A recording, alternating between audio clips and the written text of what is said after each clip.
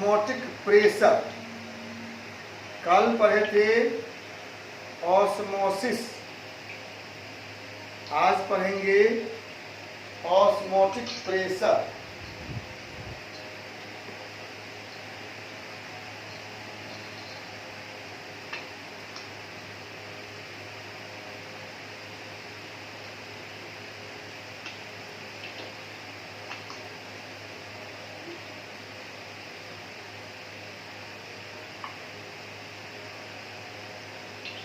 कल मैंने आपको हिंट दिया था, osmotic pressure is the driving force responsible for the process of osmosis। जिस ड्राइविंग फोर्स के कारण ऑस्मोसिस पॉसिबल है उसे हम कहते हैं osmotic pressure.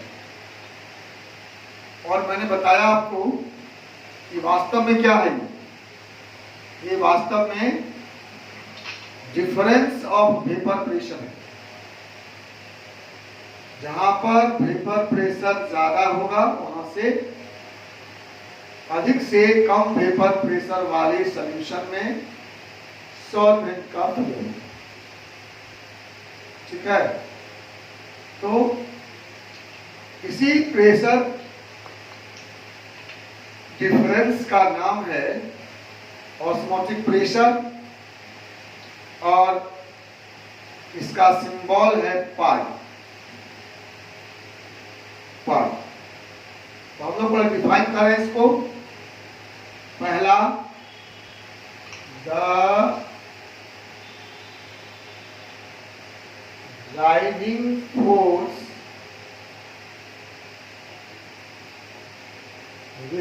responsible for the phenomenon of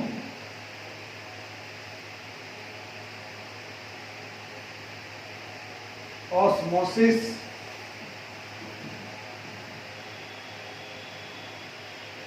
is called osmotic pressure। The driving force responsible for the process phenomenon of osmosis is called osmotic pressure। ये थोड़ा सा भेग लगता है, इसको और थोड़ा सा क्लियर किया जा सकता है। मान लीजिए एक बर्तन में दो सॉल्यूशन एक ही बर्तन में सेमी परमेबल मेम्ब्रेन से घिरे हुए, एक का कंसंट्रेशन C1 है, दूसरे का कंसंट्रेशन C2 है। C1 बड़ा है C2 से, C1 बड़ा है C2 से। तो C2 से C1 में डाइल्यूट सॉल्यूशन से कंसंट्रेटेड सॉल्यूशन में सॉल्वेंट का फ्लो होता है, इसे कहते हैं ऑस्मोसिस। मैंने कहा कि इसके लिए जो रिस्पॉन्सिबल फोर्स है वही ऑस्मोसिस है। इसको कैसे नापेंगे? बहुत सिंपल बात है। सॉल्यूशन 2 से सॉल्यूशन 1 में सॉल्वेंट का फ्लो हो रहा है, इसका मतलब इसका प्रेशर ज्यादा है, इसका प्रेशर कम है। इस पर आप बाहर से प्रेशर लगाइए, ऊपर से इतना प्रेशर लगाइए कि ऑस्मोसिस बंद हो, ठीक है। ध्यान दो, अगर इधर प्रेशर 40 है, इधर प्रेशर 30 है, मान लो यहाँ प्रेशर 40 mm है और यहाँ प्रेशर 30 mm। कल हम दिखाए थे आपको, डाइल्यूट सॉल्यूशन का प्रेशर हाई होता है और कंसंट्रेटेड सॉल्यूशन का प्रेशर लो होता है। इधर 40 है, इधर 30 है। अगर इस पर हम 10 प्रेशर ऊपर से डाल दें, ये भी 40 हो जाएगा ना। और जब दोनों तरफ प्रेशर बराबर हो जाएगा तो ऑस्मोसिस बंद हो जाएगा। यही हुआ ऑस्मोटिक प्रेशर। ध्यान दीजिए, डाइल्यूट सॉल्यूशन पर प्रेशर ज्यादा है, कॉन्संट्रेटेड पर प्रेशर कम है, इसलिए ऑस्मोसिस हो रहा है। हाई प्रेशर से लो प्रेशर, डाइल्यूट से कंसंट्रेटेड। तो जितना डिफरेंस है प्रेशर का, उतना अगर हम डाल देंगे कंसंट्रेट सॉल्यूशन पर, तो ऑस्मोसिस बंद हो जाएगा। तो यह दिखेगा ऑस्मोटिक प्रेशर का डिफिनेशन। वो थोड़ा सा फिलोसफिकल लगता है, ये एक्यूरेट लगेगा क्वांटिटी। तो हम बोलेंगे external pressure which must be applied on a concentrated solution to just stop the process of osmosis is called osmotic pressure. External pressure which must be applied on a concentrated solution to just stop the process of osmosis. Concentrated solution पर हम कितना external pressure apply करें कि osmosis का process बंद हो जाए, उसी का नाम है ऑस्मोटिक प्रेशर। ठीक है, ध्यान दीजिए, कॉन्संट्रेटेड सॉल्यूशन पर कितना बाहर से प्रेशर अप्लाई करें ताकि ऑस्मोसिस बंद हो जाए। तो दूसरा डिफिनेशन लिखेंगे, the external pressure which must be applied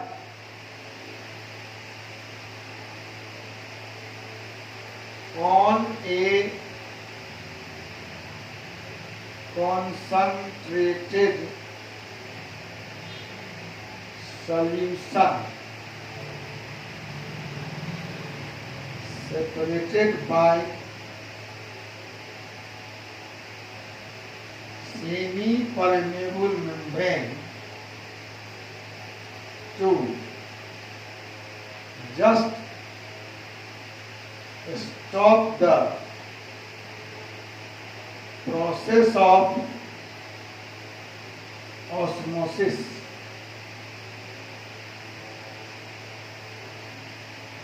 From a pure solvent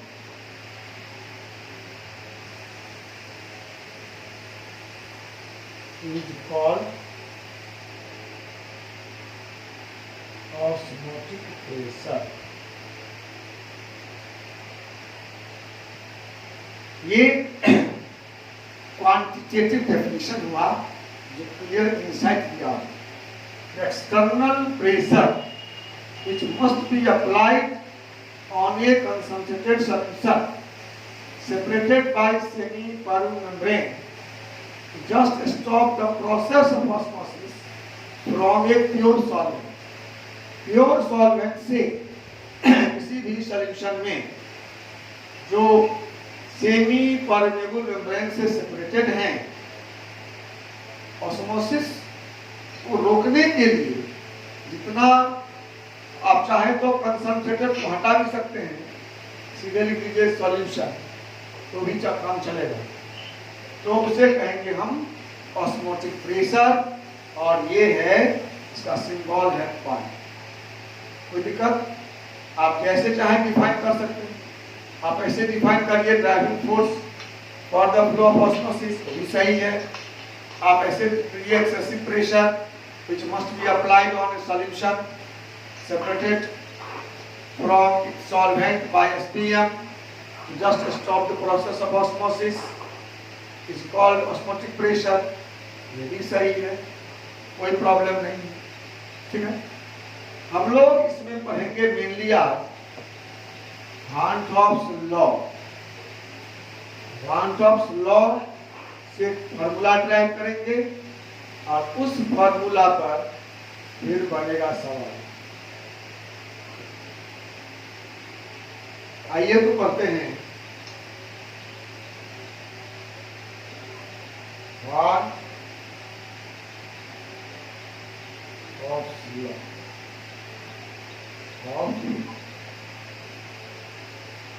osmotic pressure। ये law same to same gas law की तरह है, सिमिलर टू गैस।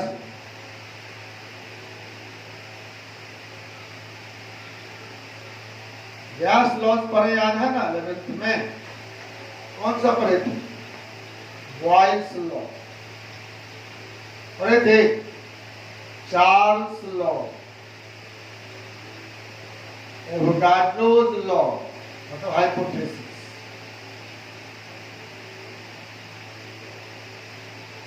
इसी टाइप का मतलब समझिए वही है, उसमें गैस के लिए बोलते हैं, इसमें सॉल्यूशन के लिए बोलते हैं, सेम टू सेम वही है, वैसा है। आप याद करिए इसमें हम लोग क्या बोलते थे? बॉयल्स लॉ क्या था? P varies as 1/V। Charles law क्या था? P varies as T।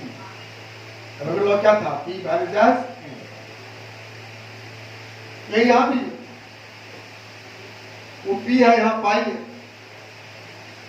तो हम लोग इसको कहीं कहीं भान टॉप्स बॉयल्स लॉ, भान टॉप्स चार्ल्स लॉ, भान टॉप्स एवोगाड्रो लॉ भी बोल देते हैं। तो पहला है osmotic pressure of a solution at constant temperature and number of moles is directly proportional to, inversely proportional to volume of solution। पहला, osmotic pressure of a solution is inversely proportional to volume of solution at constant n and T। Number of mole constant रहे और temperature constant रहे। पाई varies as 1/V at constant n and T। n is number of mole, T is volume of, T is absolute temperature। ये Boyle's law के जैसा, कभी कभी लोग इसको भान टॉप्स बॉयल्स लॉ भी बोलते हैं। दूसरा है eight constant V and N osmotic pressure of a solution is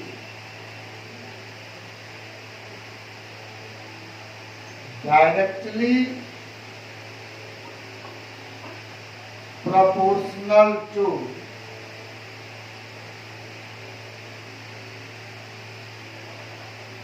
absolute temperature।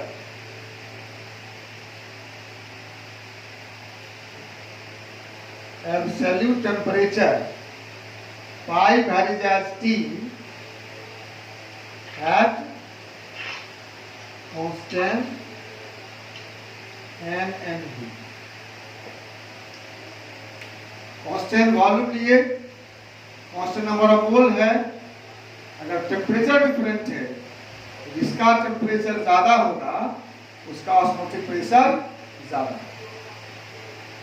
ठीक है, पहला कहता है कि वॉल्यूम के इनवर्स प्रोपोर्शनल है, मतलब वॉल्यूम बढ़ाएंगे, कांस्टेंट टेम्परेचर पर हम n मोल लिए सॉल्यूट, पाई निकाले उसमें अब सॉल्वेंट हम डाल देंगे, फिर पाई निकालेंगे तो घट जाए। सॉल्यूशन का वॉल्यूम बढ़ाने से ऑस्मोटिक प्रेशर घटेगा, इनवर्स प्रोपोर्शनल है, वॉल्यूम बढ़ाने से घटेगा और टेम्परेचर बढ़ाने से बढ़ेगा। इसको बोलते हैं भांट ऑफ बॉयल्स लॉ, इसे बोलते हैं भांट ऑफ चार्ल्स। अब हम तीसरा लिखते हैं।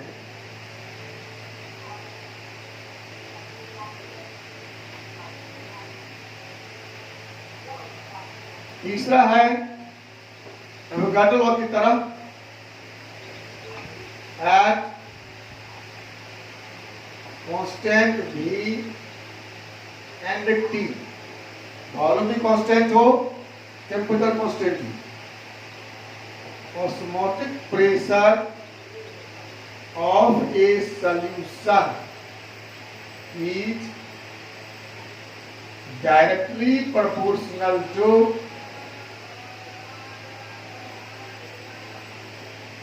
to number of moles of solute present in the solution.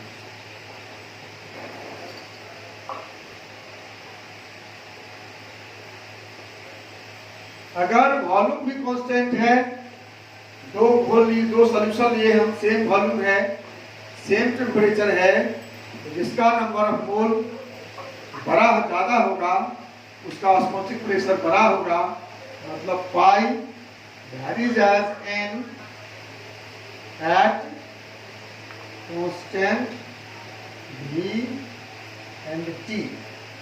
Pi varies as n, pi क्या है? ऑस्मोटिक प्रेशर, एन क्या है? Number of moles of solute, और V क्या है? वॉल्यूम ऑफ सॉल्यूशन, और T है एब्सोल्यूट टेम्परेचर। ठीक, यही तीन लॉ है।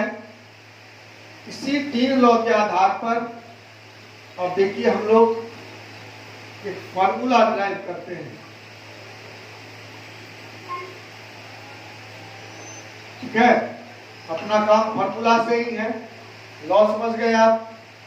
ध्यान दीजिए, pi varies as n into T into 1/v हुआ ना। नंबर ऑफ मोल बढ़ने से बढ़ेगा, टेम्परेचर बढ़ने से बढ़ेगा, और वॉल्यूम बढ़ने से घटेगा। अब बताइए, अगर हम इस वैरीज एज को हटाना चाहें तो हमें क्या करना चाहिए? बोलिए। जब हम यहाँ कांस्टेंट लगाएंगे तो हम लिखते हैं पाई इक्वल टू, मान लीजिए constant S into n into T 1/v। v को बाएं ले आए, पाई v बराबर n into S into T. संयोग से इस S का मान R के बराबर होता है। R को पहचानते हो? क्या नाम है इसका? Universal gas constant. इसका मान होता है 0.082 लीटर एटमॉस्फेयर पर केल्विन पर मोल। 0.082, कहीं 0.083 भी लिखा हुआ है नया स्केल में। 0.082 लीटर एटमॉस्फेयर पर केल्विन पर मोल। इसलिए हम लोग इसको पाई v इक्वल टू nRT भी लिखते हैं। नाम तो इसका सॉल्यूशन कांस्टेंट है, लेकिन वैल्यू हो गया गैस कांस्टेंट के बराबर। अब देखिए ना, सब कुछ मिल गया ना, लॉ भी मिल रहा था, S का मान भी मिल गया। You can say it is gas law. Pi v बराबर nRT। ध्यान दीजिए, पाई क्या है? Osmotic pressure of solution, v volume of solution, n number of moles of solute, r universal gas constant का मान कांस्टेंट है और T एब्सोल्यूट टेम्परेचर। आप इसको ऐसे भी लिख सकते हो पाई बराबर N/V इंटू RT।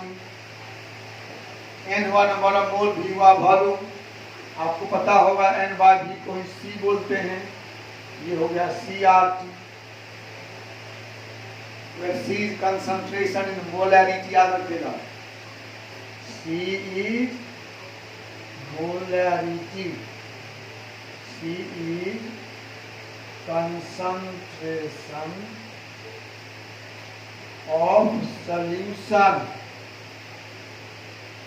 ये वास्तव में क्या है? मोलैरिटी। कैसे मोलैरिटी है? नंबर ऑफ मोल बटे वॉल्यूम नहीं, तो यूनिट वॉल्यूम में जितना मोल घुलता है उसे ही कहते हैं मोलैरिटी हम लोग। ये हो गया इसलिए मोलैरिटी ऑफ सॉल्यूशन। ठीक है, तो इससे भी हम लोग देखिए, अब इसमें हम मान देते हैं n का, n नंबर ऑफ मोल है, टाइम n नंबर ऑफ मोल है। n क्या होता है? सॉल्यूट लेंगे तो N2 W2/M2 होगा ना। Number of mole equal to mass by molar mass, तो हो जाएगा पाई V बराबर W2/M2 R इंटू T। इसलिए पाई बराबर W2 into R into T by M2 गुणे V। ठीक है, या M2 बराबर देख लीजिए W2 M2 बराबर W2 into R into T by pi into V। M2 molar mass. मैंने पिछले क्लास में कहा था कि कॉन्जुगेटिव प्रॉपर्टी का मेन यूज है, उपयोग है मेनली मोलर मास निकालना सॉल्यूट का। तो यहां भी हम लोग इसका यूज कर सकते हैं मोलर मास निकालने में। W2 क्या है? Mass of solute. आपको दिया रहेगा कि 2 ग्राम सॉल्यूट हम 100 ml वाटर में डिजॉल्व किए, ऑस्मोटिक प्रेशर 0.1 एटमॉस्फेयर पाया गया, 300 केल्विन टेम्परेचर पर। बताइए मोलर मास क्या है? मास ऑफ सॉल्यूट दिया रहेगा, एब्सोल्यूट टेम्परेचर दिया रहेगा, ऑस्मोटिक प्रेशर दिया रहेगा, सॉल्यूशन का वॉल्यूम दिया रहेगा, हमको मोलर मास निकालना। वैसे जो रूल है इसमें से ये R तो कांस्टेंट है, बाकी 1 2 3 4 5 वेरिएबल हैं, कोई 4 दिया रहेगा तो हम 5वां निकाल सकते हैं ना। फार्मूला याद रहना चाहिए, ये याद रहे, चाहिए याद रहे। पाई बराबर W2 RT bye M2 into V। आप समझ गए होंगे हमने 2 क्यों लिखा है, आपको कंफ्यूजन से बचाने के लिए। हो सकता है किसी बुक में W/M लिखा हो, तो वहां भी आप याद रखेंगे W is mass of solute, M is molar mass of solute. हमने इस पूरे चैप्टर में सॉल्यूट के लिए 2 लिखा, सॉल्वेंट के लिए 1 लिखा, इसलिए हमने उसको लिख दिया है कि आप कहीं कंफ्यूज नहीं करें। एक ये फॉर्मूला हुआ पाई RT, एक ये फॉर्मूला हुआ, एक वो फॉर्मूला हुआ। आपको जो अच्छा लगे उस फॉर्मूला पर, सब एक ही है, ठीक है ना, सब एक ही है। Pi V equal to NRT या पाई इक्वल टू CRT या pi equal to W2 into R into T by M2 into V। सही फॉर्मूला। यहाँ पाई क्या हुआ? ऑस्मोटिक प्रेशर, इसका यूनिट ऑफ प्रेशर मतलब बार, पास्कल, ठीक है, या एटमॉस्फेयर, कुछ भी हो सकता है। N क्या है? Number of moles of solute. R क्या है? Universal gas constant. T क्या है? एब्सोल्यूट टेम्परेचर, मालूम है ना? एब्सोल्यूट टेम्परेचर हम कहां से लाते हैं बताइए? 273 में T डिग्री C जोड़ देते हैं। अगर टेम्परेचर डिग्री C में है तो 273 जोड़ देते हैं, तो पाई हो गया, N हो गया, R हो गया, T हो गया। V क्या है? V है वॉल्यूम ऑफ सॉल्यूशन। किस इकाई में पता है? लीटर में। लीटर में अगर मिलीलीटर दिया हो तो उसको लीटर में कन्वर्ट कर लेंगे, ठीक है? V है वॉल्यूम लीटर में। W2 क्या है? W2 क्या है? W2 है मास ऑफ सॉल्यूट। इसकी इकाई क्या होगी? ग्राम। M2 क्या है? Molar mass of solute. इसका यूनिट क्या होगा? ग्राम पर मोल। ठीक है, सब हो गया। पाई हो गया, V हो गया, N हो गया, R हो गया, T हो गया, C। C क्या है? Molarity of solution. इसका यूनिट क्या है? मोल पर लीटर। मोल पर लीटर। अब सारे टर्म को समझ गए आप। देखिए सवाल पढ़ने का मतलब यही है।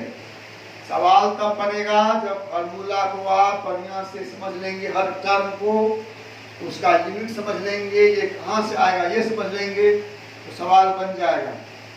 याद रखिए R का मान तो कांस्टेंट है, सवाल में दिया रहेगा, नहीं भी दिया रह सकता है, तो आपको याद करना चाहिए। और बाकी जो बचा टर्म उसका मान दिया रहेगा। वो टर्म कौन सा है उसको पहचान सकते हैं। ये तो हम सबका यूनिट लिख दिए हैं, उसका कारण यही है, यूनिट से पहचान लीजिए। अगर किसी में प्रेशर का यूनिट है, एटमॉस्फेयर है, इसका यूनिट है एटमॉस्फेयर या पास्कल या बार या mm ऑफ Hg, तो आप समझ जाएंगे ये ऑस्मोटिक प्रेशर है। केवल नंबर है, मतलब ये केवल नंबर है, इसमें कुछ नहीं रहेगा, यूनिटलेस। इसका मतलब वो नंबर ऑफ मोल है। R का बता दिए थे हम, लीटर एटमॉस्फेयर पर केल्विन पर मोल। इसे पहचान लेंगे। टेम्परेचर डिग्री C रहेगा या केल्विन रहेगा। अगर डिग्री C है तो केल्विन में चेंज करना पड़ेगा, केल्विन है तो सो फार सो गुड, ठीक है। और V वॉल्यूम है, ये रहेगा ml में या cc में या लीटर में या मीटर क्यूब में। वॉल्यूम का जो इकाई उसमें रहेगा, हमको चाहिए लीटर में, लेकिन कन्वर्ट करना पड़ेगा। W2 मास है तो ग्राम में रहेगा, M2 मोलर मास ग्राम पर मोल में रहेगा, और C कंसंट्रेशन है जो मोलैरिटी ही रहेगा। अगर मोलैरिटी या नॉर्मेलिटी हो तो you have to change it. इसलिए 11th का कन्वर्सन पर लीजिए, ठीक है। आप बताइए कोई प्रॉब्लम किसी के मन में है प्रॉब्लम? नहीं है तो अब बचा इसमें एक ही टॉपिक है, वांट ऑफ फैक्टर। या तो उसको हम पढ़ा के सवाल बनाएं कल के बाद परसों, या नहीं तो कल सवाल इसका बना दो, छोटा सवाल होगा इसलिए अच्छा बात का पढ़ा देते हैं, और परसों से मिलकर बनाना शुरू करेंगे, टिक उठाएंगे, पढ़ा लेंगे, आप लोग बना कर देखिए क्या दिक्कत है, जमा करेंगे, ठीक है। Any problem to anyone? किसको प्रॉब्लम है? हाँ बोलो, बोलिए। हाइपरटोनिक सॉल्यूशन और अभी पढ़ेंगे आगे हम लोग पढ़ेंगे कल। हाइपर मतलब हायर। जिस सॉल्यूशन का ऑस्मोटिक प्रेशर हायर हो इसे कहते हैं हाइपरटोनिक। लोअर हो तो हाइपोटोनिक और बराबर हो तो आइसोटोनिक। और जब चर्चा हो गई तो मैं लिख देता हूँ, फिर विस्तार से बताऊंगा बाद में।